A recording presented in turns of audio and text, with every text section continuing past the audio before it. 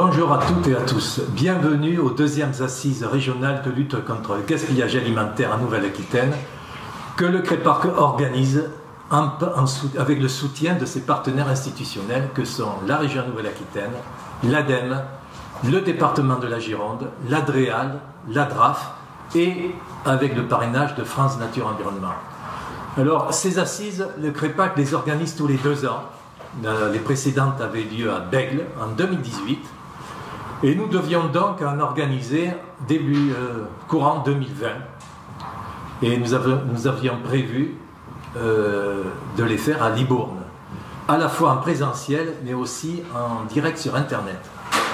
Malheureusement, les contraintes sanitaires nous ont rattrapés et nous avons dû reporter ces assises au 23 et 24 février, donc aujourd'hui et demain. Dès 2019, le fil conducteur de ces assises, nous avions envisagé qu'il porte sur la résilience alimentaire des territoires.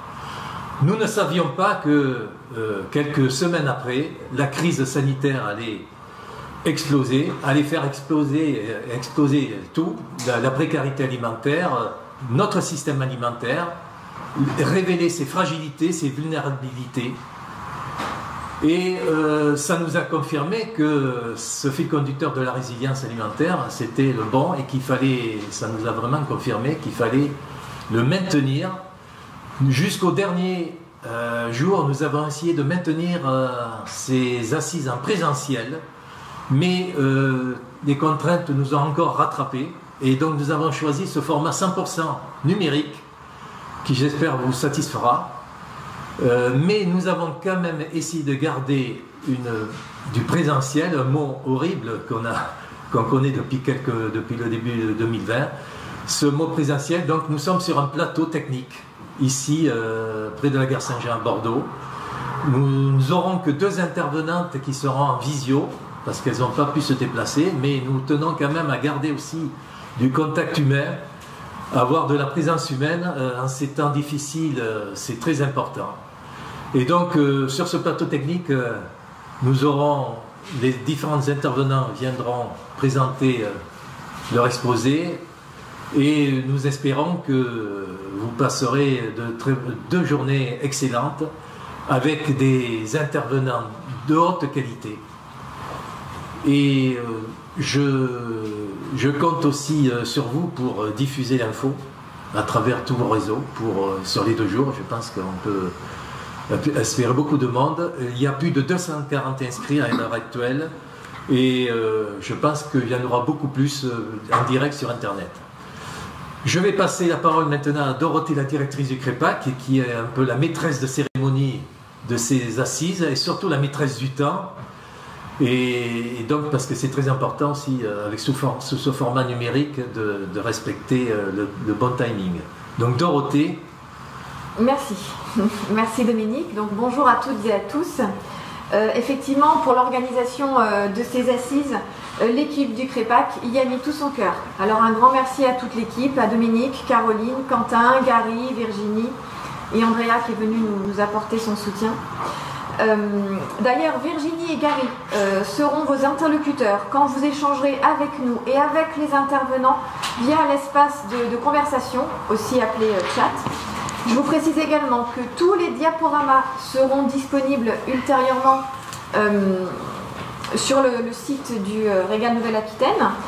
Il en sera de même pour l'enregistrement de ces assises. Vous pourrez consulter la liste des participants via le lien qui va vous être partagé sur le chat. Et à la fin de chaque journée, un sondage vous sera partagé et envoyé afin de recueillir vos impressions, vos ressentis et vos commentaires sur l'organisation et le contenu de ces assises. Donc par ailleurs, ces assises sont également diffusées en direct sur la chaîne YouTube et le Facebook du CREPAC, sur lesquels en revanche vous ne pourrez pas partager de commentaires. Donc ces assises au format si exceptionnel, nous n'aurions pas pu les organiser sans l'aide d'une équipe très motivée de 4 professionnels de l'audiovisuel qui ont relevé le défi de réaliser avec nous ces assises en format 100% numérique en un temps record. Alors un grand merci à eux aussi, donc Guillaume Dumoulin, Julie Martel de la Chênaie, Valentine Lacour et Abdallah Menzel. Avant de passer la parole à notre premier intervenant, nous allons vous passer une courte vidéo de présentation de l'ensemble des partenaires institutionnels que Dominique a cités tout à l'heure, qui ont tenu à apporter leur soutien pour l'animation du réseau et surtout pour l'organisation de ces assises. Ils ont tenu à vous adresser, à vous participants, un mot à l'occasion de petites vidéos.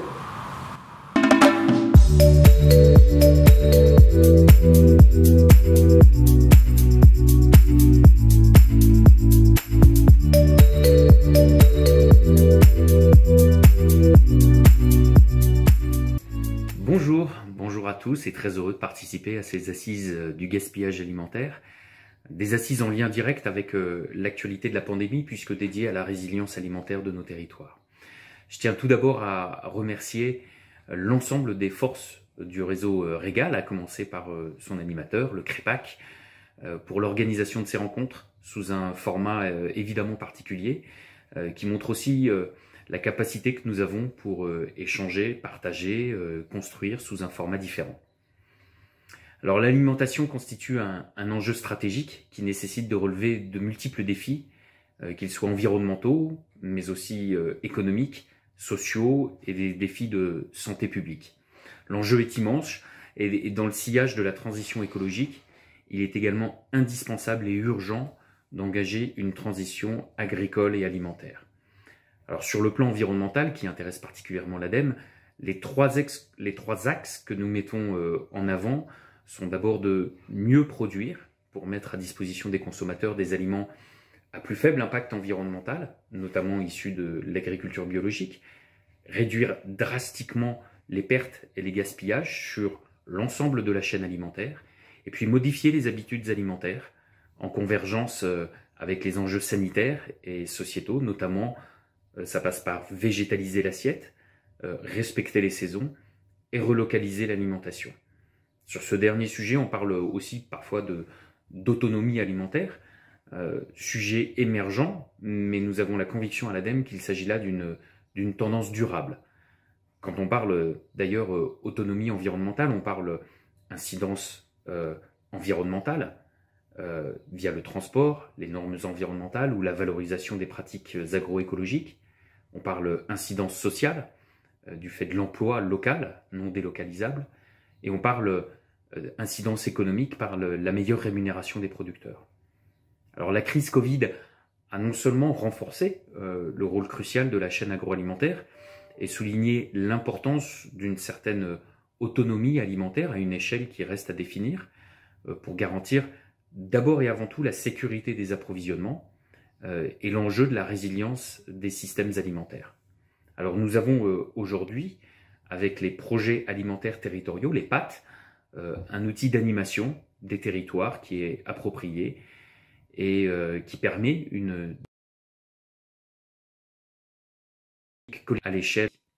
Voilà, je vous souhaite une très belle journée de travail et je remercie encore une fois le CREPAC pour l'organisation de ces journées et la qualité du programme qui est proposé. À très bientôt, au revoir.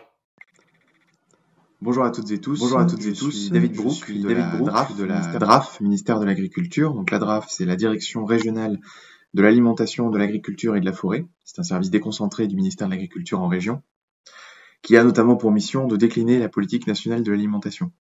Cette politique, elle s'appuie sur des dispositifs législatifs et réglementaires, mais aussi sur ce qu'on considère un peu comme le bras armé de cette politique, qui est le PNA, le Programme national pour l'alimentation. C'est un programme qui se décline en plusieurs axes de travail, des axes transversaux, la restauration collective et la mise en œuvre de projets alimentaires territoriaux, les PAT, et puis des axes de travail un petit peu plus spécifiques, que sont la justice sociale, l'éducation alimentaire de la jeunesse et la lutte contre le gaspillage alimentaire, ce qui m'amène ici à faire cette présentation. Lutter contre le gaspillage alimentaire, en ce qui nous concerne, c'est aussi s'appuyer sur des acteurs de terrain. Le CREPAC en fait évidemment partie. Et le CREPAC lui-même s'appuie sur des acteurs et des ressources qu'on peut trouver de manière très locale parfois, à travers le pilotage du Régal. Et la mise en œuvre de ces assises est un petit peu la vitrine de ce Régal. Ça nous permet, nous, institutions, nous, États, de renouveler un petit peu les messages qui sont liés aux dispositifs réglementaires et législatifs dont je parlais tout à l'heure et à nos priorités en termes de politique publique de l'alimentation. Et ça permet aux acteurs de terrain de se rencontrer, de mettre en avant leurs actions, de mettre en avant l'ensemble des initiatives qui existent et d'avoir des démarches de plus en plus fines, pertinentes, cohérentes et efficaces. Et c'est sans doute le meilleur moyen qu'on a trouvé pour lutter contre le gaspillage alimentaire.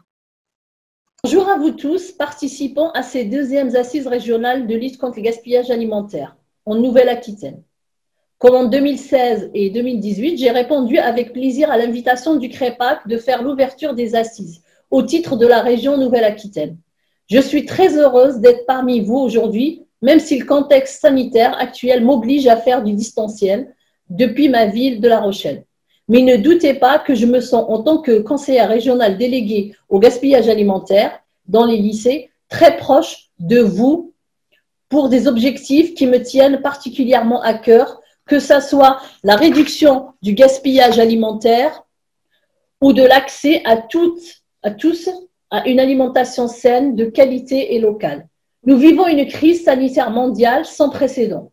Ces assises vont être l'occasion de mettre en lumière la part que prennent nos systèmes alimentaires dans l'origine de cette pandémie, mais aussi les graves conséquences qui en résultent, comme l'augmentation inquiétante de la précarité alimentaire à laquelle n'échappe pas notre région.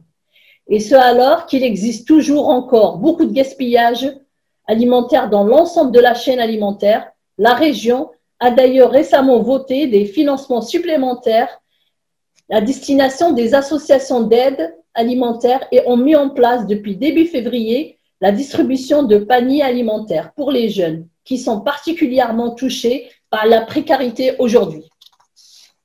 Mais l'urgence ne doit plus être notre quotidien. À travers sa démarche Néoterra pour accéder à la transition écologique des territoires et son plan de relance suite à la crise, la région Nouvelle-Aquitaine entend répondre aux défis du monde d'après et notamment bâtir un système agricole et alimentaire résilient et solidaire. Que ces assises régionales puissent contribuer à apporter une pierre à cette construction aussi enthousiasmante que vitale. Je vous remercie de votre écoute et vous souhaite de passer 2 journées très enrichissantes et constructives. Bonjour à toutes et à tous. Comme vice-présidente du département de la Gironde, et plus particulièrement dans le cadre de ma délégation à la transition énergétique, je souhaite d'abord remercier le CREPAC de m'inviter à ouvrir ces deuxièmes assises régionales du réseau Régal. Le département soutient le CREPAC depuis de nombreuses années. C'est un partenaire historique de notre politique de lutte contre le gaspillage alimentaire. Cette lutte contre le gaspillage alimentaire, le département l'a d'abord associée de manière assez pionnière dans son plan départemental des déchets. Mais depuis 2016, le département n'a plus la compétence planificatrice, n'a plus de plan déchets, et donc nous agissons à travers d'autres politiques et notamment dans les collèges. Il y a le dispositif de la graine à l'assiette sans gaspillage, et puis plus récemment un dispositif qui vise à promouvoir les potagers dans les collèges. Et j'ai eu la chance de pouvoir faire intervenir le CREPAC dans un collège de mon canton à Pessac, le collège Noès, et nous avions aussi invité le collège voisin Fontaine de Montjousse à venir témoigner de ses actions et des résultats très spectaculaires qu'il a pu obtenir dans la lutte contre le gaspillage alimentaire et d'ailleurs aussi dans la généralisation du bio dans les menus de la cantine. Donc dans ce collège de Montjousse, les élèves font le tri des biodéchets et vont les valoriser dans le potager en permaculture qui se trouve juste à côté de la restauration scolaire. Il y a aussi du compostage, bien sûr, et il y a également un poulailler.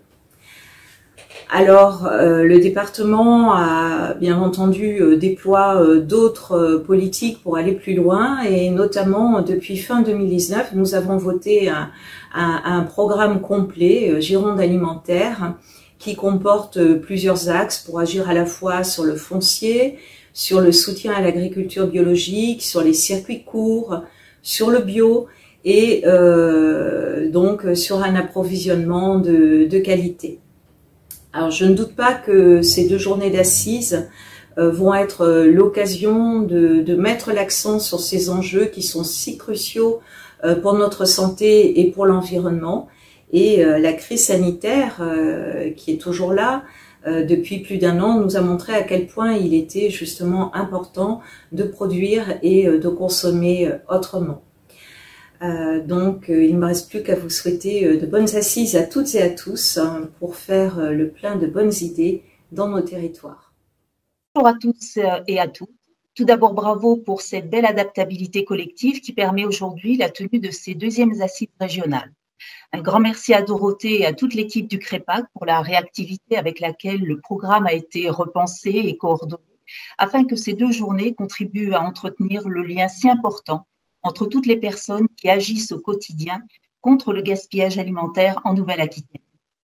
Par mon intermédiaire, l'Adréal est heureuse de pouvoir s'associer à ces assises qui constituent une opportunité d'échange, mais aussi de réflexion et d'appropriation des sujets en lien avec l'alimentation, des sujets particulièrement mis en exergue depuis le début de la crise sanitaire.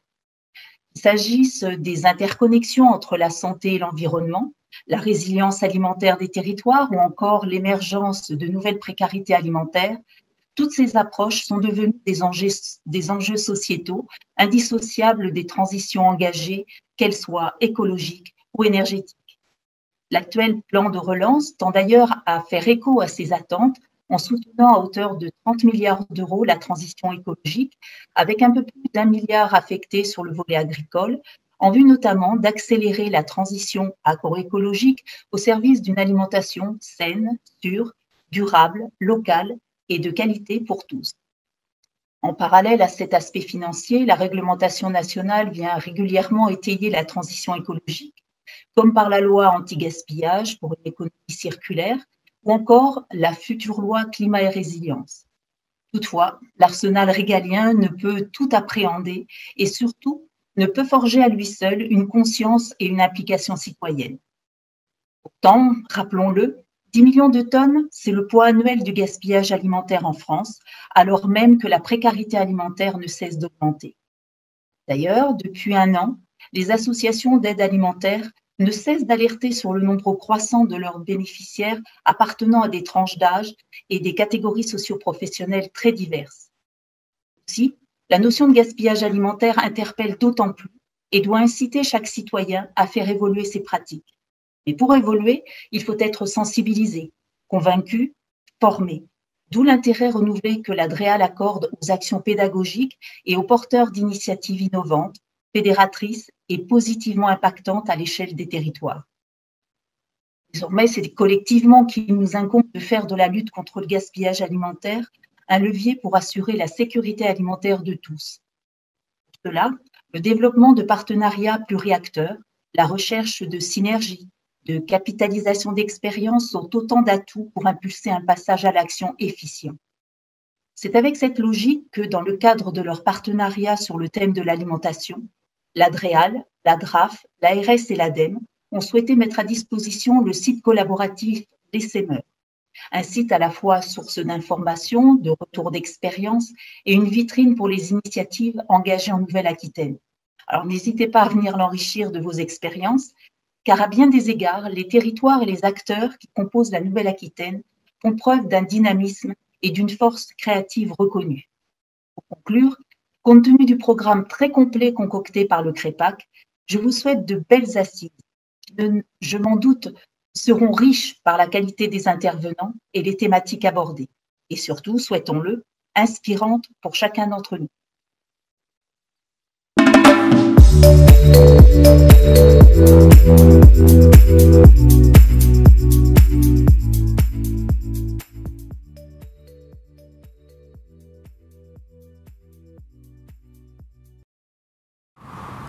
Merci à tous nos soutiens institutionnels qui, depuis 2013, ont voulu soutenir notre action contre le gaspillage alimentaire via ce réseau pour éviter le gaspillage alimentaire, le Régal Nouvelle-Aquitaine.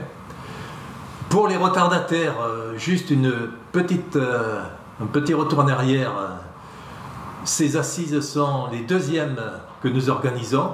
Les précédentes avaient eu lieu à Pègle en 2018, donc nous devions les organiser en 2020. Le fil conducteur de ces assises, dès fin 2016 pour 2020, donc dès 2019, nous avions envisagé le fil conducteur de la résilience alimentaire des territoires, et la crise sanitaire qui s'est déclenchée quelques semaines après nous a donné entièrement raison. La pertinence de cette thématique est évidente. On a vu que les fragilités, la vulnérabilité de ce système alimentaire, la précarité alimentaire qui est exposée, tous ces sujets sont l'objet de ces assises. Donc nous allons recevoir des intervenants de qualité et aussi nous avons souhaité avoir un grand témoin qui nous donnera son éclairage et son expertise sur toutes les interventions. Nous avons demandé à Brigitte Alain d'être ce grand témoin. Elle a accepté avec plaisir. Alors, à Brigitte Alain, vous êtes agricultrice, je dirais même paysanne, dans le sens noble du terme. Vous avez été aussi syndicaliste. Vous avez été députée de la Dordogne de 2012 à 2017. Et pendant votre mandat, vous avez été à l'initiative des plans alimentaires territoriaux, dont on va parler beaucoup certainement pendant ces assises. Et vous êtes actuellement présidente de Terre de Liens Aquitaine, Nouvelle-Aquitaine. Donc bonjour Brigitte. Bonjour.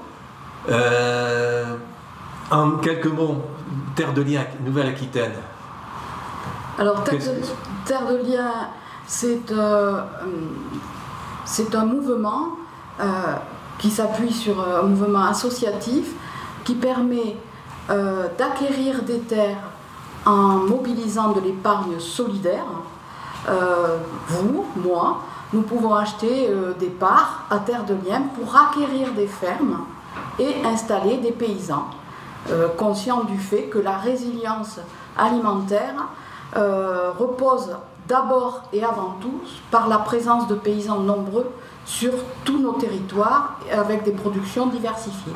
Donc c'est dans le droit fil, je dirais, de ma carrière, je dirais, militante avant tout à la Confédération paysanne et par la suite de mon mandat de député.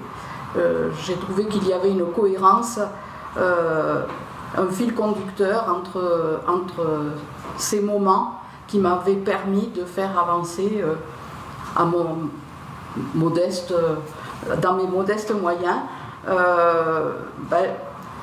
la prise de conscience que nous devons nous emparer de notre politique alimentaire, ce qui nous a été enlevé depuis plus de 50 ans, pour agir sur la politique agricole.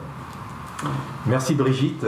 Donc nous allons passer de suite au premier intervenant, Michel Duru, qui est directeur de recherche à l'INRAE et qui va faire un exposé qui, à mon avis, sera très démonstratif sur les causes des pandémies actuelles. Il n'y a pas que la Covid, il y a la grippe aviaire qui touche nos départements actuellement dans le sud-ouest. Et on va voir que tout ça, c'est relié étroitement au système alimentaire. Donc, Michel Duru, c'est à vous. Bien, merci pour l'invitation. Donc, bonjour à toutes et à tous. Donc, j'ai été directeur de recherche à l'INRAE. L'INRAE, c'est l'Institut national de la recherche sur l'agriculture, l'alimentation et l'environnement. Et actuellement, je suis chargé de mission. Je suis agronome, j'ai un passé de recherche sur la prairie et l'élevage. Et depuis une dizaine d'années, aux trois piliers de l'INRAE, à savoir l'agriculture, l'environnement et l'alimentation, comment on peut les reconnecter, ces trois piliers, à la fois pour la santé des écosystèmes, la Terre, la planète, et pour notre santé. Et c'est d'autant plus important que maintenant, nous sommes confrontés à une pandémie. Donc au-delà des maladies chroniques comme le diabète, nous avons cette fameuse pandémie.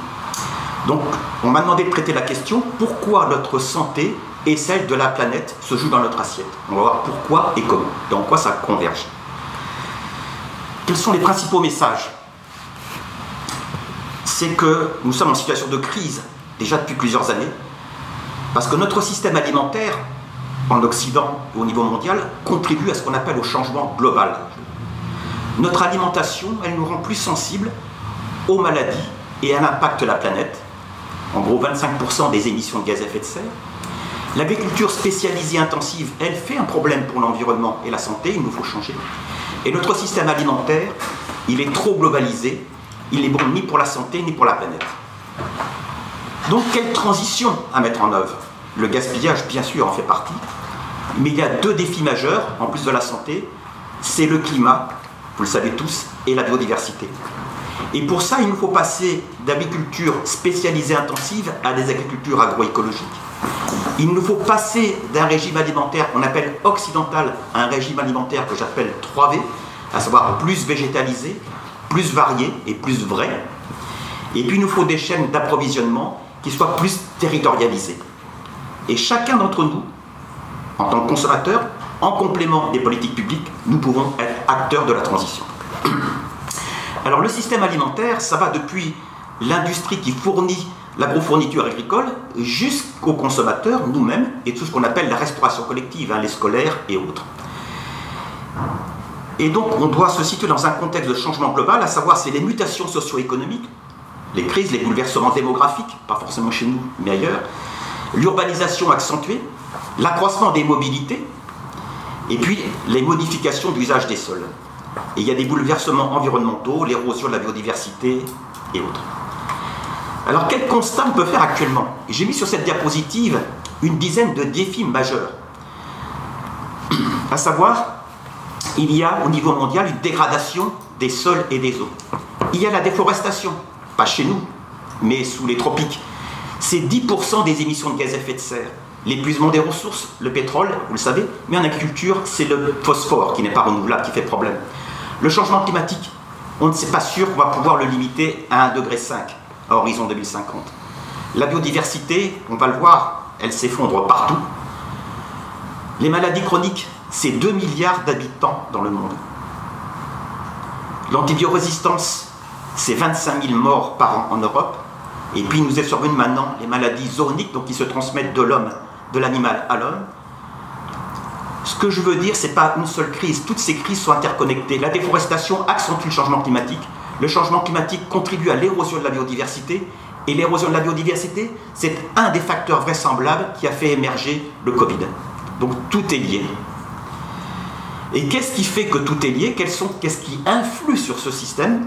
Eh bien, vous avez en haut de cette diapositive tout ce qui concerne ce que j'appelle la production agricole. Et en deux mots, qu'est-ce qui a changé au cours des 50-100 dernières années? Eh bien, c'est qu'il y a eu une spécialisation croissante des continents.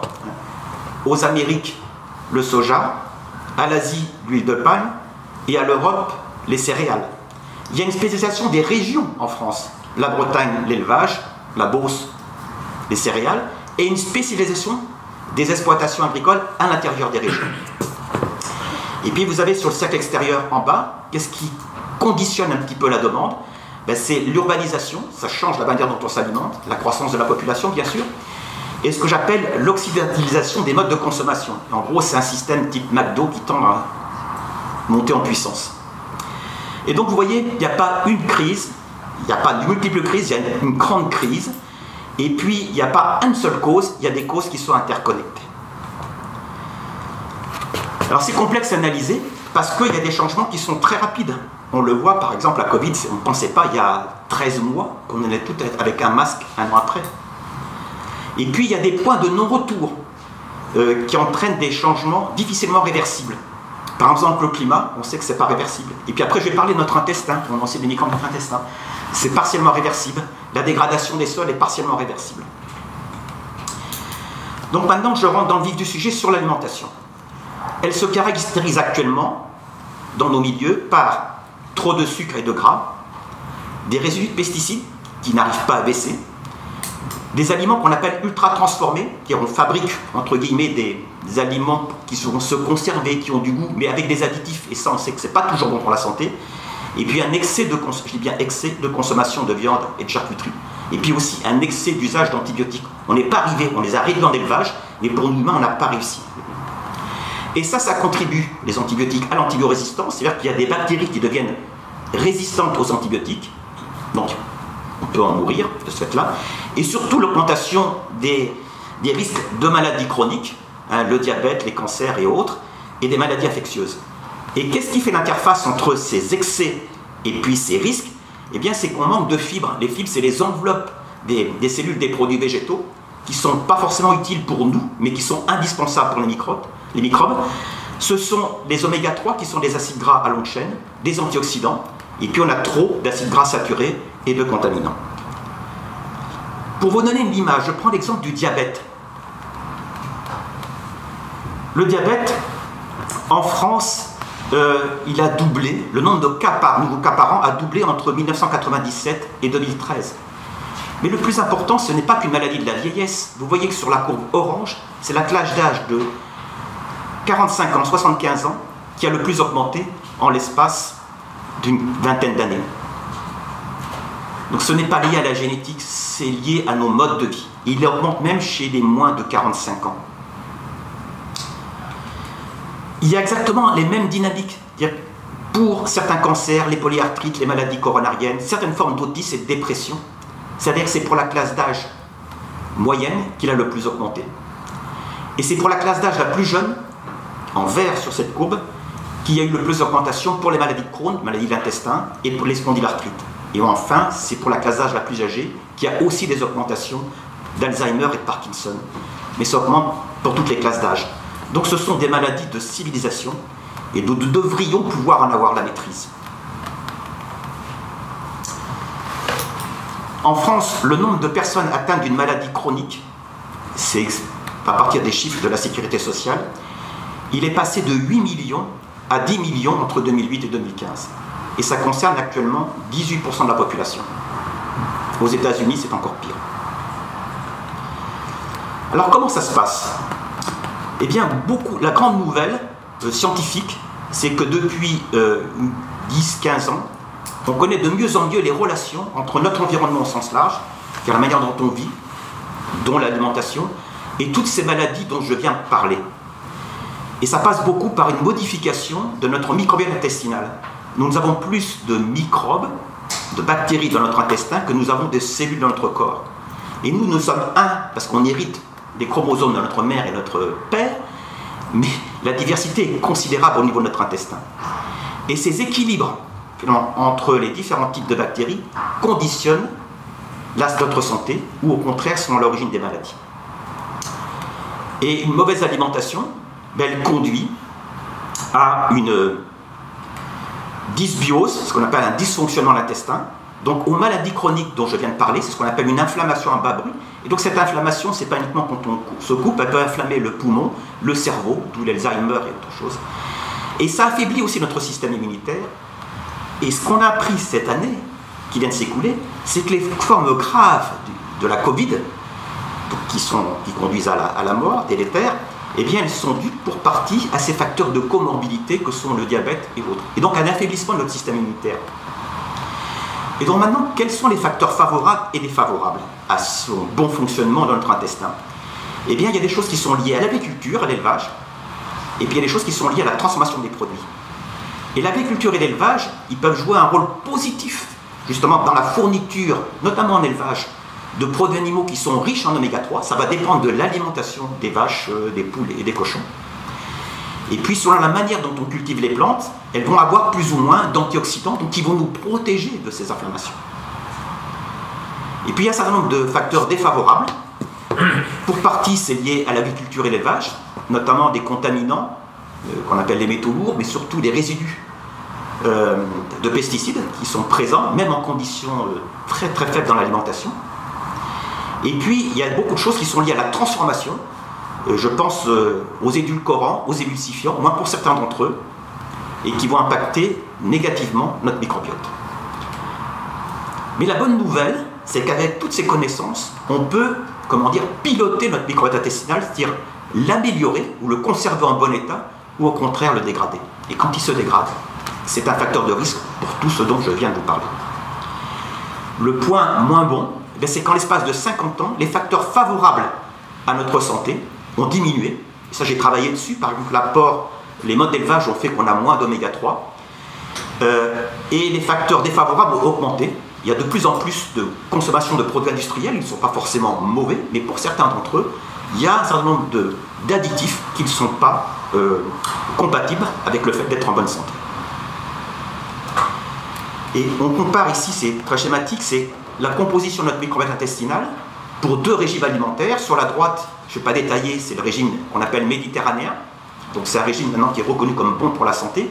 Et sur la partie gauche, c'est un régime de type classique qu'on a en France. Et qu'on voit sur le bas de la figure, eh bien c'est qu'avec le régime de type western, donc occidental, eh bien il n'y a pas la même diversité de bactéries, elles se sont appauvries et l'intestin, la paroi intestinale devient poreuse par rapport à des facteurs qui ne sont pas bons pour notre santé. Ici c'est sur la Covid. Ça date déjà d'il y a 6 mois ces résultats. Donc on voit bien que les formes délétères, ça augmente avec l'âge, c'est la partie droite, c'est la partie gauche pardon, de la figure. Donc, parce que notre système immunitaire s'affaiblit avec l'âge. Mais quand on regarde sur la partie droite, on voit qu'il y a des facteurs de risque à tous les âges de la vie. C'est-à-dire le fait d'avoir eu une alimentation pas satisfaisante à tous les âges de la vie, c'est un risque par rapport aux formes graves de la Covid et pas que sur les personnes âgées.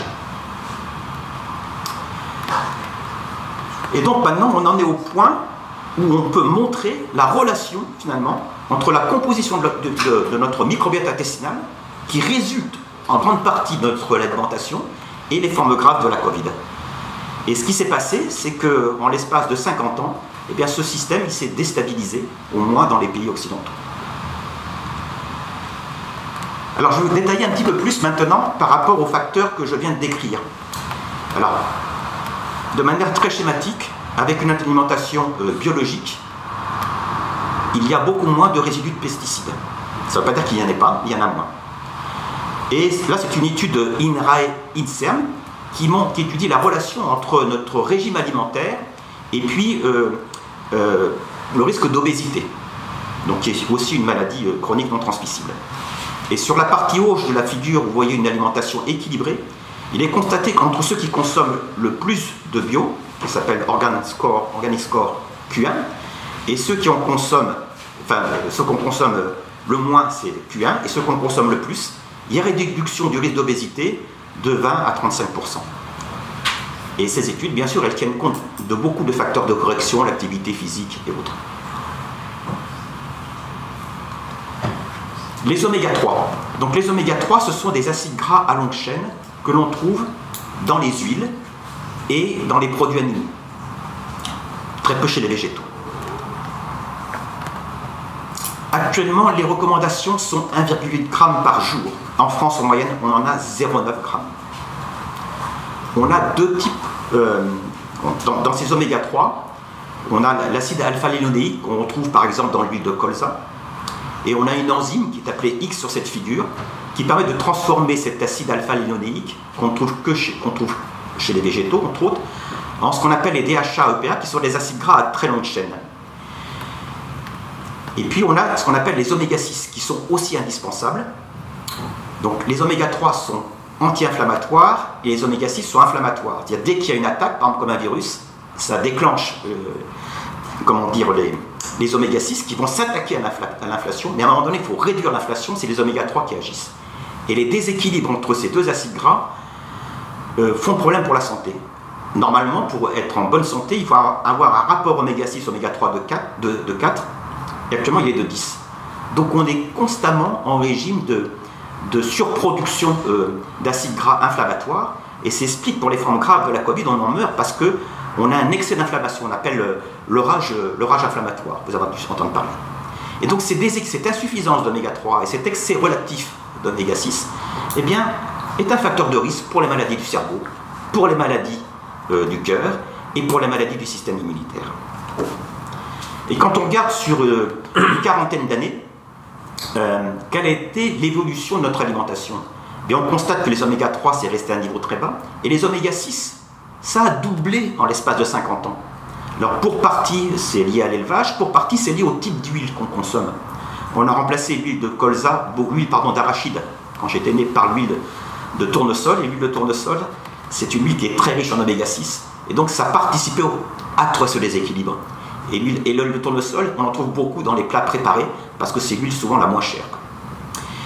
Et si je résume, pour interpréter ces évolutions, en l'espace de 50 ans, Donc dans les années 60 aux années 90, notre système s'est dégradé parce que d'une part, on a consommé de plus en plus d'huile de tournesol, souvent cachée dans les aliments, et puis on est passé pour les vaches d'une alimentation à l'herbe à une alimentation maïs-soja.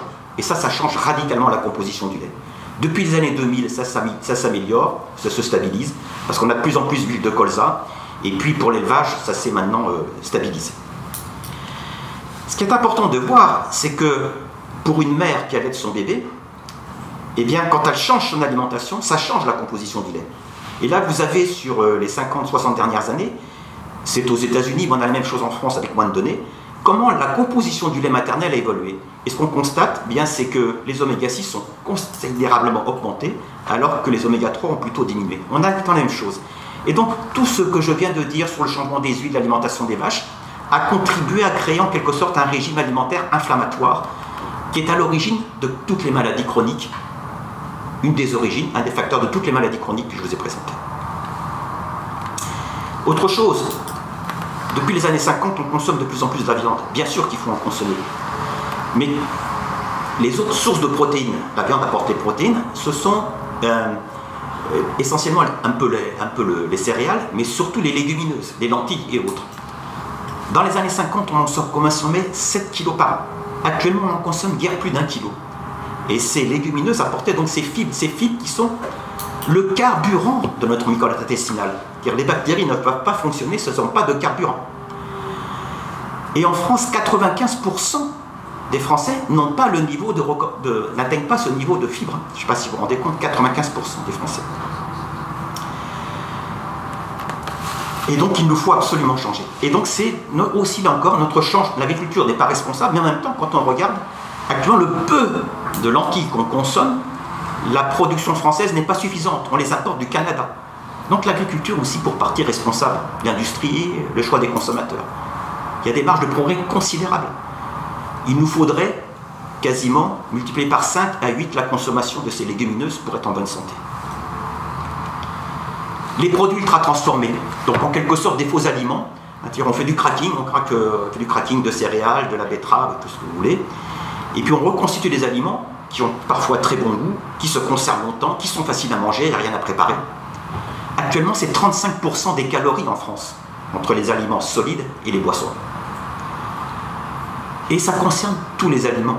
Je pourrais prendre des légumineuses, on peut avoir des steaks de soja qui ne sont pas terribles pour la santé.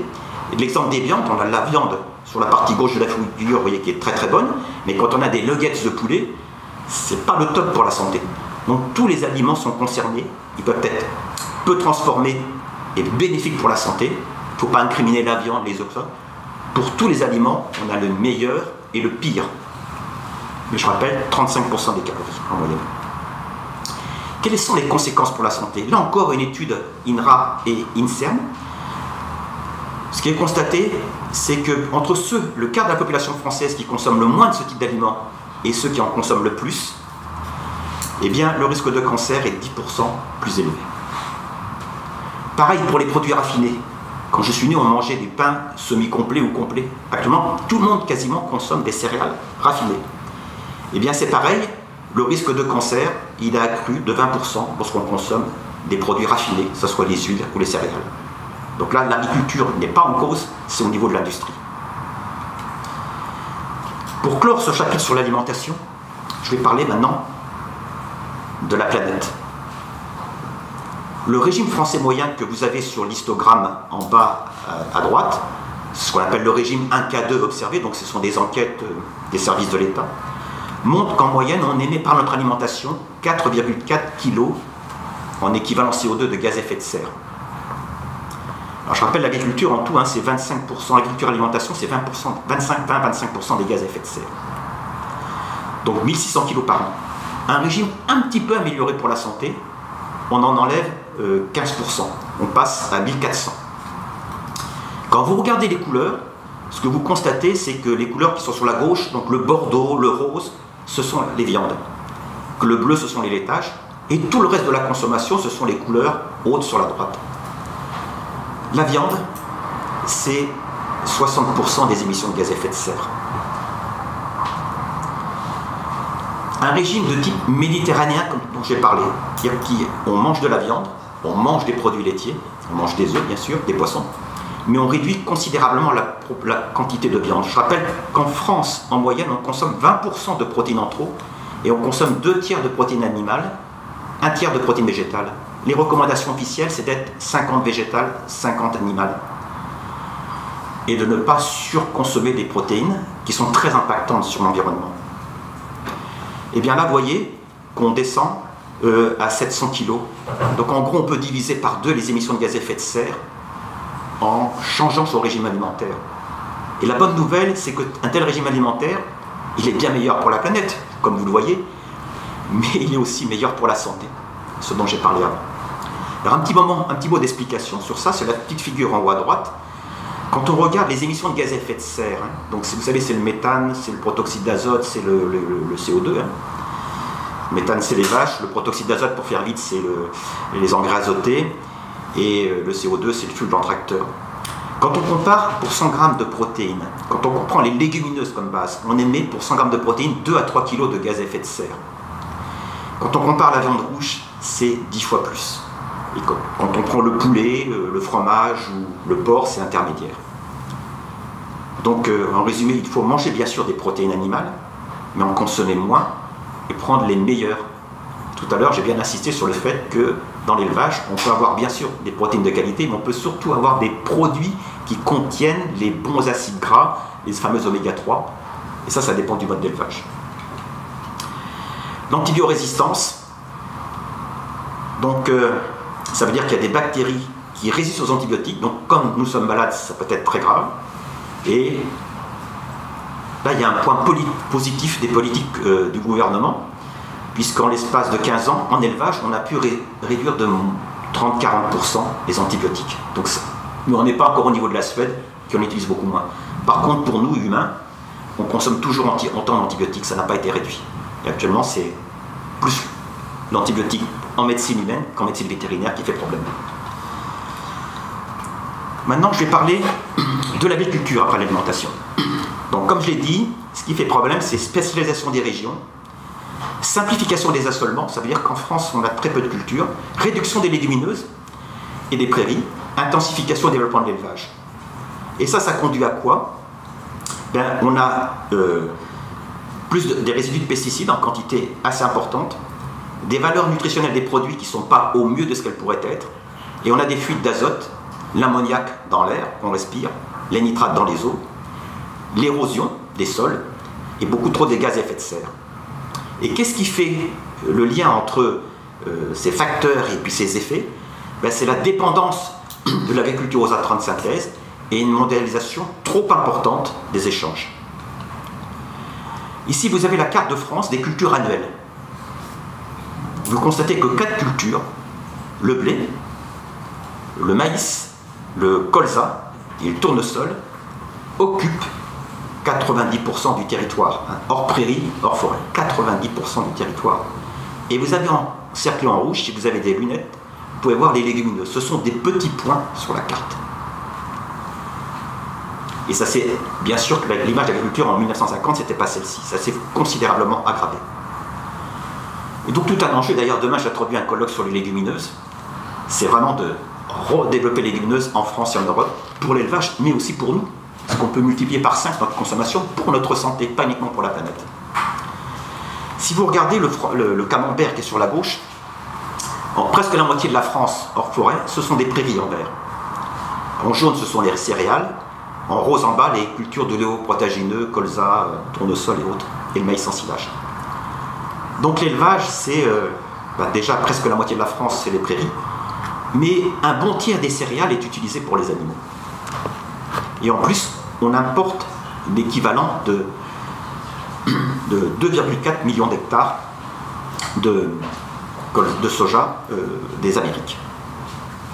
Alors depuis, il y a une politique, on le voit bien sur la figure de droite, pour réduire les importations de soja, parce que qui dit importation de soja dit déforestation, qui dit déforestation risque de zoonose, ce dont j'ai parlé. Et on l'a remplacé en France et en Europe en partie par le colza, parce que le colza, ça sert à faire un biocarburant. Mais à point de vue énergétique, c'est pas le top. C'est pour ça que l'Europe vient de mettre une limite à la politique du biocarburant sous forme de colza. Et en plus, le soja qu'on importe Même si on peut le critiquer, c'est une légumineuse. On n'apporte pas d'azote, il fixe l'azote de l'air. Alors que ce n'est pas le cas pour le colza. Les gaz à effet de serre en France, 50% c'est le protoxyde d'azote. En gros, les engrais, mais aussi les émissions des déjections animales. 40% c'est le méthane, les vaches, et 8% c'est le fioul des tracteurs. Mais l'élevage, c'est à la fois donc, le méthane, mais c'est aussi les déjections animales, et c'est aussi l'azote sur les cultures pour faire manger les animaux. Donc l'élevage, c'est 2 tiers des émissions de gaz à effet de serre en France. Vous avez vu tout à l'heure, dans notre alimentation, c'est 2 tiers ou plus même, je ne veux pas exagérer. Mais c'est aussi le cas en agriculture. Troisième partie, maintenant sur l'alimentation. Donc ce qu'on constate actuellement, hein, c'est un accroissement des risques de zoonose. Parce que les chercheurs, la crise du Covid, ça a déjà été écrit par des scientifiques. Non pas exactement sur son intensité, non pas à la date à laquelle ça arriverait, mais le fait qu'on déforeste à tour de bras fait que ça augmente les risques. Il y a une perte de biodiversité, je vais y revenir, et puis il y a aussi des déstabilisations des filières en Afrique, j'y reviendrai. Et ça, c'est lié à la dépendance aux intrants, notamment le soja aux énergies fossiles, et puis aussi à une priorisation de certains aliments. De plus en plus, nos systèmes alimentaires, ils ne sont pas faciles pour les agriculteurs et les éleveurs en particulier. Que de plus en plus, je dis collectivement, on mange des burgers, et les burgers, ce n'est pas l'animal entier, on mange du blanc de poulet. Qu'est-ce qu'on fait des cuisses? En fait, ça part en Afrique à bas prix, tout ça. Et puis, on mange de plus en plus d'aliments ultra transformés. Donc, c'est ce que je vais essayer d'expliquer. Alors déjà, ici, vous avez la carte du monde avec les agents, ce qu'on appelle pathogènes. Et ce qu'on voit, c'est que les endroits qui sont sur les cartes, où il y a le plus de risques d'émergence de maladies infectieuses, donc vous les avez en jaune et en vert. Et on voit que ça concerne eh bien, toutes les parties du monde. Et ça concerne surtout les zones où on déforeste. Alors, la déforestation, c'est déjà, vous voyez, en l'espace de 15 ans, c'est 300 millions d'hectares. Et la déforestation pour le soja et l'huile de palme, c'est 25%, donc c'est le quart.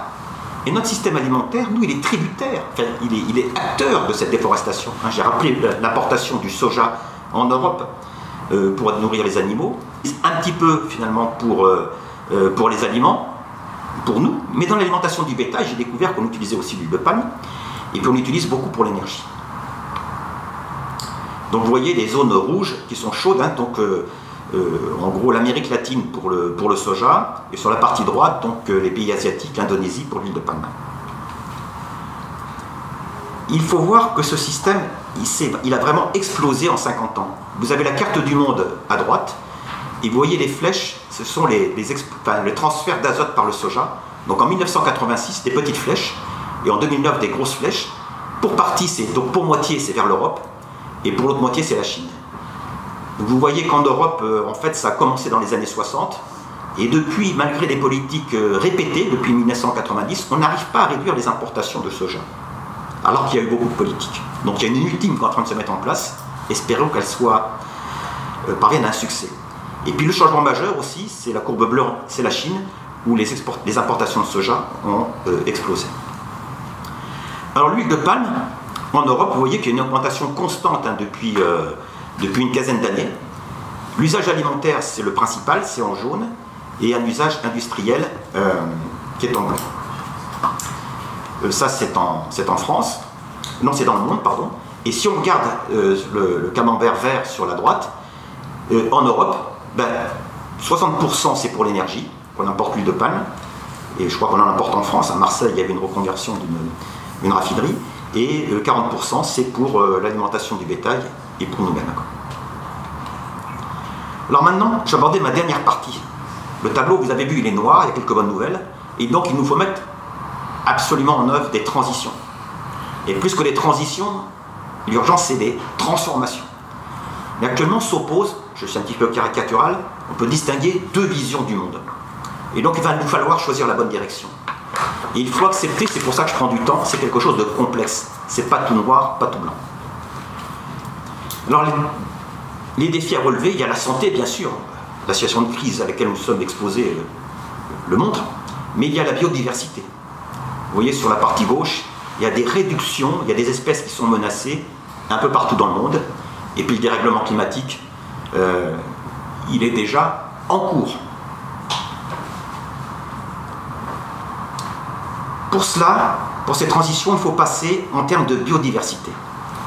Parce que la baisse de biodiversité, elle s'observe au moins à 3 niveaux. À gauche, vous voyez une baisse de biodiversité dans l'intestin. Le fait qu'on ait de plus en plus de maladies chroniques, comme je l'ai dit, c'est lié à une réduction de notre microbiota intestinal, et ça, c'est lié à une mauvaise hygiène de vie, en partie l'alimentation. Et ces maladies qu'on dit chroniques, non transmissibles, comme le diabète, en fait, elles sont transmissibles. Parce que comme elles proviennent du microbiote, le microbiote, on l'hérite de notre mère. Donc si notre mère, à son insu, avait un certain nombre de défaillances dans son alimentation, ces maladies se transmettent malheureusement. Non pas par la génétique, mais par le microbiote. Il y a aussi une baisse au niveau de la biodiversité dans le sol. Et ce qu'il faut voir, c'est qu'il y a un certain nombre de modes de culture qui font que les sols s'appauvrissant en termes de biodiversité, on est amené pour produire à utiliser plus d'intrants, donc de pesticides, et d'engrais, parce que les sols se sont appauvris. Et puis il y a une baisse de biodiversité au niveau mondial, liée à la déforestation. Et donc ce que je vais essayer de mettre en parallèle, c'est ces 3 types de baisse de biodiversité. Notre intestin, les sols, notre environnement chez nous, là, à Bordeaux, et puis au niveau du monde. Le changement majeur, pour moi, c'était un électrochoc. Ce que je vous mets sous les yeux, c'est une figure, c'est un graphique, c'est le ministère de la Transition agroécologique. Ce sont les gaz à effet de serre. Nos émissions en 1990, 600 millions de tonnes en France. En 2015, par tous les efforts de chacun de la recherche, du développement des politiques, on les a réduits de 0,5% par an. En 2050, la France et l'Europe et d'autres se sont engagés à 0 émission en 2050. Ça veut dire que les 100 millions de tonnes qu'on va émettre, il faut les séquestrer dans les sols par l'agriculture et la forêt. Mais pour cela, il faut que les réductions aillent 10 fois plus vite que les 20 dernières années. Je ne sais pas si vous vous rendez compte. On a l'impression tous d'avoir fait les efforts, les ampoules, je ne sais pas trop, tout ça, les voitures plus modernes, mais il faut aller 5 fois plus vite. Et pour l'agriculture et l'alimentation, comme les gaz à effet de serre sont incompressibles, il y a un certain niveau, puisque les vaches vont toujours émettre du méthane, il ne s'agit pas de les supprimer, il faut diviser par 2 et non pas réduire à 0. Donc l'agriculture et l'alimentation, il faut diviser les émissions de gaz à effet de serre par 2 d'ici 2050, c'est demain. Et en plus, il faut séquestrer du carbone. Et donc, c'est des changements radicaux. Il ne s'agit plus d'améliorer, il s'agit d'atteindre un objectif. Et donc, pour l'agriculture et l'alimentation, les 170 millions de tonnes en équivalent CO2, il faut passer de 170 à 85 millions. Le problème, c'est que jusqu'à maintenant, les politiques publiques ne sont pas à la hauteur. Déjà pour le climat, les engagements pris il y a 3-4 ans, on n'est pas en mesure de les respecter. Je crois qu'aujourd'hui, il y a une intervention de Corinne, je ne sais plus comment, là, au niveau du plan climat, qui fait le même constat. Le fameux manger-bouger, pour réduire les maladies chroniques, notamment l'obésité. Les plans ont échoué. L'obésité chez les adolescents est passée de 3,5 à 5,2. Les plans éco-phyto, réduction des pesticides, nous n'y sommes pas parvenus. Alors il va falloir faire des changements dans 3 domaines, et il nous faut les coordonner. Il faut des changements dans l'agriculture, il faut des changements dans l'alimentation, et il faut des changements dans le système alimentaire, c'est-à-dire de l'agrofourniture, la transformation et la distribution. Actuellement, ce qu'on observe, c'est une agriculture, dans la première vision du monde, eh bien, on maintient une agriculture peu diversifiée. Et la PAC qui est en discussion actuellement, eh bien, finalement, elle ne remet pas en cause la simplification extrême des systèmes de culture. Bien sûr qu'il y a des améliorations dans la PAC, bien sûr ça va avoir des effets positifs, mais pas à la hauteur des changements nécessaires que j'indiquais pour la biodiversité et le climat. Il faut des changements dans l'alimentation. Actuellement, les ministères sont séparés. Il y a la santé d'un côté, l'éducation de l'autre, l'agriculture, l'alimentation. Il faut plus de coordination. Et l'alimentation, actuellement, on va vers une alimentation optimisée. On va gagner 15%. Mais ce n'est pas 15%, il faut diviser par 2. Et donc, on n'a pas changé de paradigme pour l'alimentation. Il faut penser la santé, non pas uniquement pour réduire les médicaments, il faut penser la santé, sa propre santé, par la santé de notre microbiote. Et ça, c'est des changements, vous l'avez vu, radicaux dans notre alimentation. Et puis, pour le libre-échange, on va vers ce que j'appelle une mondialisation contrôlée, mais qui ne remet pas en cause les spécialisations extrêmes. Mais ça, c'est quand même la vision, même si je caricature un petit peu, c'est la vision dominante actuellement. Dominante, c'est pas la seule. Et donc, il nous faut aller en agriculture vers l'agroécologie, c'est des systèmes biodiversifiés. Il faut maintenir l'élevage, mais un élevage, comment dire, extrêmement différent. Les agriculteurs ne sont pas responsables de défendre l'élevage actuel. C'est tout le système alimentaire. Et nous aussi, au travers de nos choix de consommation, nous sommes complices. Si nous mangeons que du blanc de poulet ou que de burger, ça déstabilise les filières.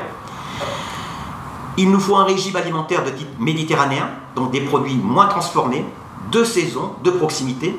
Il faut donc penser sa santé par notre microbiote. Et puis ensuite, enfin, il faut une agriculture et une alimentation territorialisée, donc une plus grande souveraineté alimentaire, pour toutes les raisons que j'ai indiquées.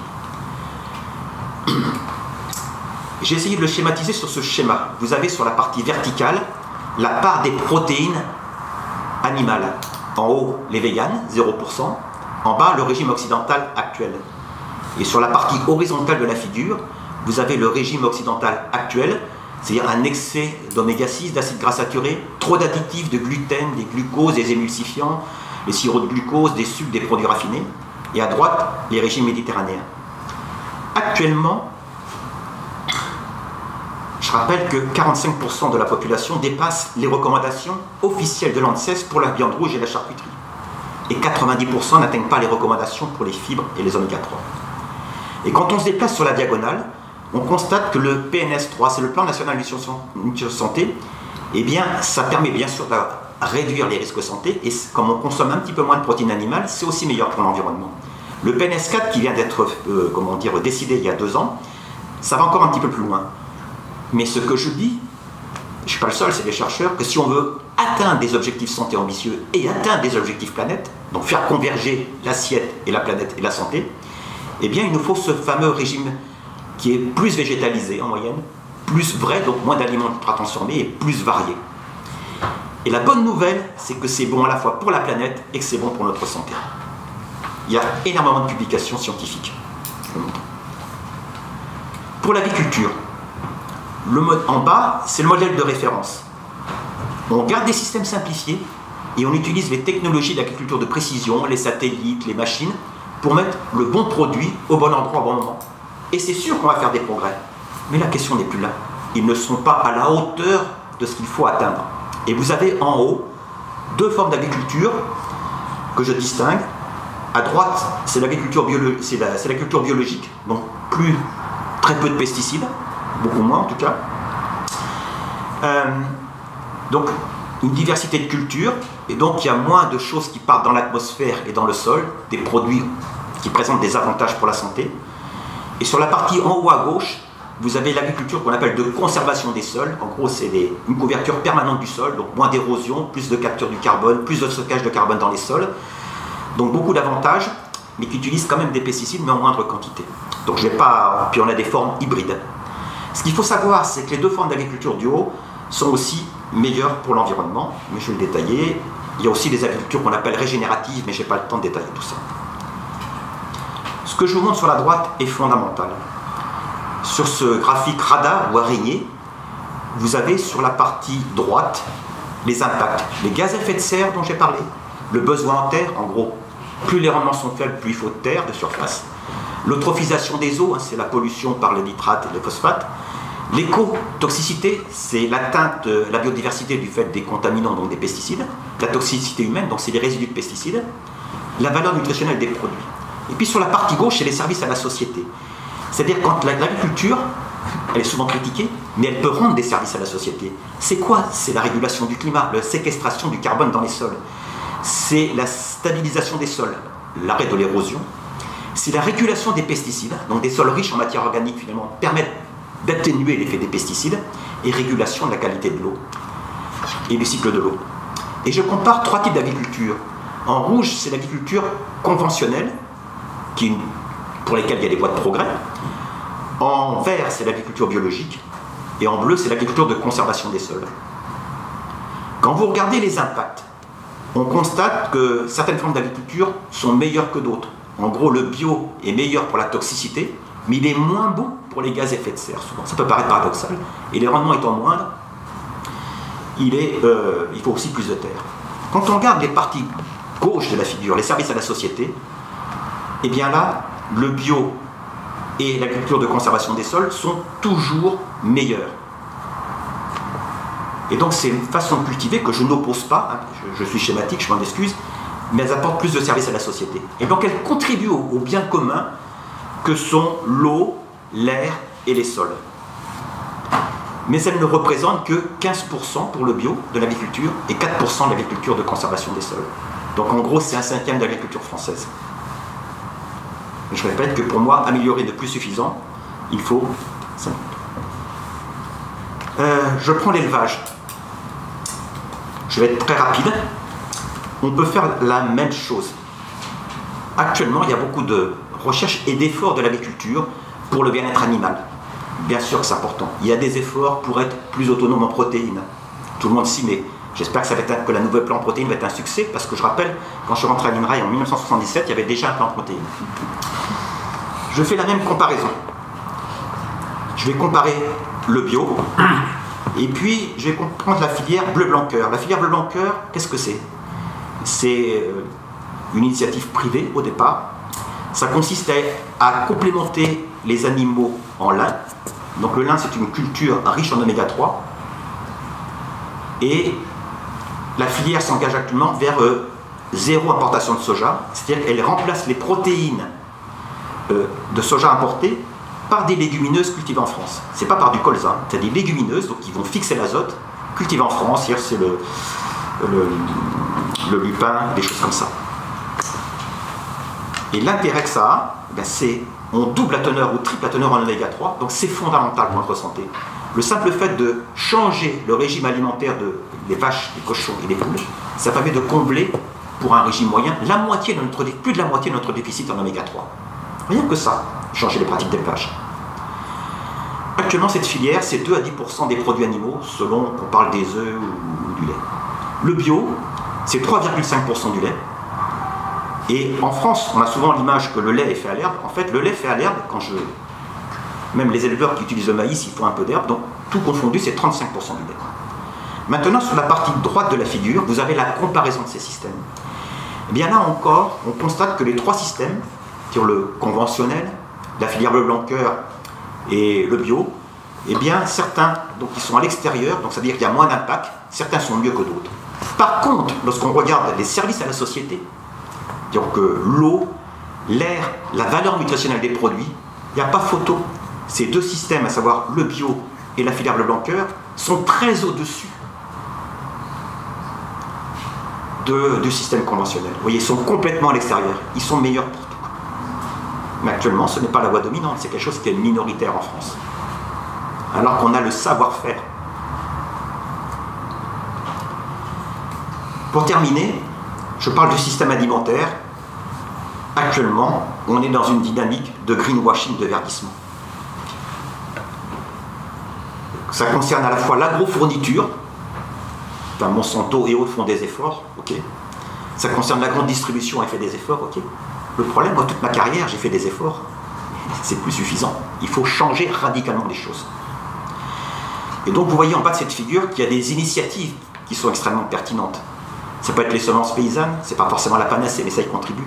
Les réseaux RAD-CIVAM, la terre de liens aussi, on en a parlé. Ça peut être l'agriculture biologique, ça peut être les PAT, les projets alimentaires territoriaux, la filière bleu-blanc-cœur, les AMAP, A plus bio, c'est qui le patron. Donc je ne vais pas les détailler. Le problème, c'est qu'on a beaucoup d'initiatives en France, mais que globalement, rien ne change. Les initiatives sont trop complexes, elles s'ignorent les unes les autres, voire elles rentrent en compétition. Et donc ça ne marque pas le paysage. Quand on regarde les indicateurs globaux, changement climatique, santé, ça ne change pas d'un iota, c'est ce que je vous ai montré. Donc il va falloir passer à la vitesse supérieure. Pour ça, il y a un certain nombre de verrous, malheureusement. Et là, il faut tous s'unir. L'agriculture telle que je l'ai décrite, agroécologique, elle est complexe. il y a des différences de rendement, il y a des phases de transition, il faut que les politiques publiques accompagnent cette transition. Changer son alimentation, c'est faire la cuisine, c'est changer ses habitudes alimentaires. Et moi, je suis privilégié parce que j'ai la connaissance, et bien je m'aperçois que c'est pas simple de changer son alimentation. Il faut être rigoureux là-dessus. Il faut aussi, les stratégies sont contraires aux grands groupes, à certains d'entre eux, il ne faut pas s'en cacher. Et puis ça demande des coordinations entre tous les acteurs, et ça, c'est du temps. Il faut du temps de négociation. Ce que je viens de raconter, c'est pas que du discours, c'est pas que des idées. Actuellement, ces choses-là ont été modélisées et quantifiées à l'échelle mondiale, à l'échelle européenne. Et il y a une initiative à l'échelle française, je travaille justement avec l'association coopérative qui s'appelle Solagro, où tout ce que je viens de dire a pu être modélisé et on a pu vérifier les impacts que ça pouvait avoir à la fois sur le choix de l'assiette, ça pouvait avoir sur la santé et sur l'environnement. Donc il faut que tout le monde s'y mette. Donc il y a l'État, bien sûr, il y a les consommateurs, les acteurs économiques, et puis les associations, les ONG et les fondations.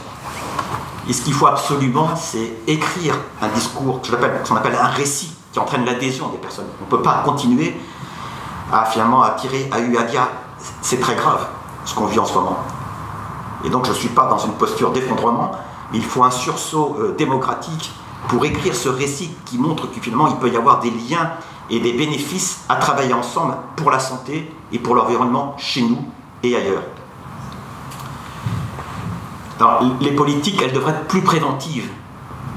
Moi je suis stupéfait que pour la Covid, on ne parle que de masques, on ne parle que de gestes barrières, bien sûr qu'il les faut. Et qu'on ne parle jamais de la bonne alimentation. C'est à tel point les connaissances scientifiques. Actuellement au CHU de Rennes, il y a une expérimentation pour les formes bénignes de la Covid, où on va changer le régime alimentaire drastiquement des personnes, parce que d'après les connaissances scientifiques, on peut éviter les formes graves par l'alimentation. Ce n'est pas pardonnable de ne pas parler de ça tous les jours. Il faut aussi que pour les acteurs économiques, dont je pense aux coopératives, la restauration collective et autres, tous les transformateurs, il faut qu'il y ait des discours responsables, il faut qu'il y ait un investissement massif pour réduire l'impact environnemental et social, parce que je n'ai pas eu le temps d'en parler, mais il y a tout ce qui est justice sociale, d'accès à l'alimentation et autres. Ce qu'il faut savoir pour le consommateur, changer son alimentation, ça permet d'orienter l'agriculture. Encore faut-il que les produits soient traçables, il faut qu'on soit formé pour ça. Voilà, je vous remercie. Pour en savoir plus, j'ai un site internet, vous pouvez m'écrire. Puisque je viens de dire en 3 quarts d'heure, je fais maintenant des formations de 2 jours sur ça, dans ce qui donne le temps de détailler. Parce que la santé, c'est la traduction de la qualité de la relation entre nous et nos écosystèmes. Et donc, si je résume mon message, comme vous voyez, c'est qu'il y a une relation entre la santé du sol, la santé des plantes. Si on met le sol en bonne santé, il y a moins besoin de pesticides et d'engrais, la santé des animaux, notre santé, et puis la santé de tous les écosystèmes, du paysage à la planète. Et vous voyez que tout est lié. Il faut éviter que la neige soit une AOC, une appellation d'origine contrôlée, dans les 50 ans. Il faut arrêter, enrayer le développement des maladies chroniques. Ce n'est pas pardonnable. C'est quelque chose qui n'est pas pardonnable compte tenu des connaissances scientifiques actuelles. Et puis maintenant, la crise de Covid fait qu'il nous faut absolument éviter d'autres crises similaires. Merci pour votre attention. Merci beaucoup Michel Duru. Je crois qu'il est dommage, nous sommes sur un petit plateau technique ici, nous avons quelques centaines de participants en visio.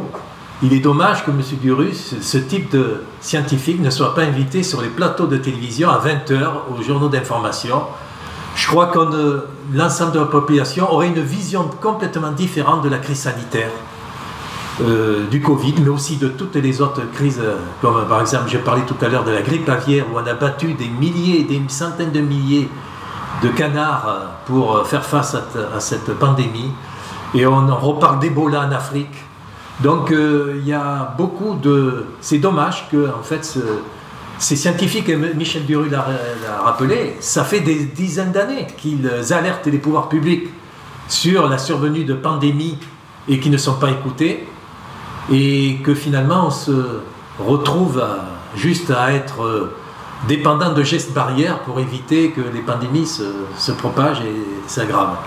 Donc je crois que dans l'exposé de Michel Duru, Brigitte Allain a sans doute pu se reconnaître beaucoup sur son militantisme. Et surtout, on a parlé beaucoup de biodiversité, mais il y a aussi une biodiversité qu'il faut absolument sauvegarder. C'est les paysans, parce que les paysans, ils disparaissent au fur et à mesure aussi, comme les autres espèces. C'est une espèce en voie de disparition, Brigitte, les paysans. Il n'y en a plus que 300 000. En France, il y en avait des 4 ou 5 millions, une cinquantaine d'années, dans les années 7. Oui, absolument. Alors, qu'on soit clair, ce que vous avez évoqué dans votre exposé, j'ai noté à un moment donné où vous avez dit, malgré des politiques qui sont mises en place depuis 90, on n'a pas réussi à réduire les importations de soja. Mais évidemment, parce qu'il n'y a pas eu réellement de volonté politique, à la fois pour enrayer ce système, au contraire, et la PAC aujourd'hui en discussion ne changera strictement rien à ce phénomène, et effectivement, ce phénomène s'accompagne de la disparition des paysans, parce qu'effectivement c'est un système, c'est systémique, c'est ce que vous venez d'expliquer, c'est systémique. Donc c'est une véritable volonté politique qu'il faut, à la fois pour changer de système, et la bonne nouvelle, vous l'avez dit, c'est que c'est bon pour la planète et c'est bon pour notre santé. Donc il n'y a pas d'opposition entre la santé de la planète et la santé des humains. Et vous l'avez dit, vous l'avez peu abordé, la question sociale, mais il n'y a pas d'opposition non plus par rapport à une position sociale. Parce que plus on aura de paysans sur les territoires et qui vivent de leur métier, plus nos territoires ruraux vivront d'autant mieux. C'est effectivement une volonté politique. Et ça, c'est important. Et c'est la raison pour laquelle, c'est en 2014, pour la première fois depuis 50 ans, on avait enfin une loi qui reliait l'agriculture et l'alimentation. Et qui n'allait pas assez loin sur le point de vue alimentation. Et donc j'ai cette fierté, effectivement, au nom des écologistes, d'avoir introduit les projets alimentaires territoriaux, tout simplement pour que ce soit au niveau des citoyens, et j'aurais espéré à travers les projets alimentaires territoriaux une mobilisation beaucoup plus importante des politiques au niveau local, qui aujourd'hui n'ont pas pris la mesure suffisamment de cet enjeu et de la capacité d'agir sur les territoires. Donc effectivement, aujourd'hui, là où j'agis, entre autres, Terre de Liens, effectivement, c'est pour mobiliser non seulement, bien sûr, de l'épargne citoyenne, mais quand on mobilise de l'épargne citoyenne, c'est qu'avant tout, on a mobilisé des citoyens. Et que je crois qu'une fois de plus, les politiques sont en retard par rapport à la demande citoyenne, à une conscience citoyenne. Parce que, effectivement, si ça ne passe pas suffisamment aujourd'hui par l'éducation, je dirais celle qui est donnée aux enfants, ce sont des choses qui devraient être enseignées dès le plus bas âge, ce lien entre notre santé et la nature, ce qui nous relie, ce qui fait la vie sur la Terre. Je pense que dès l'école primaire, il y a beaucoup de choses qui peuvent être insufflées, qui ne le sont que très peu et à la marge. Et donc, c'est bien avec l'éducation populaire, finalement, que de plus en plus de citoyennes et de citoyennes prennent la mesure de cette nécessité de changer notre alimentation et de prendre les choses à bras le corps au niveau local.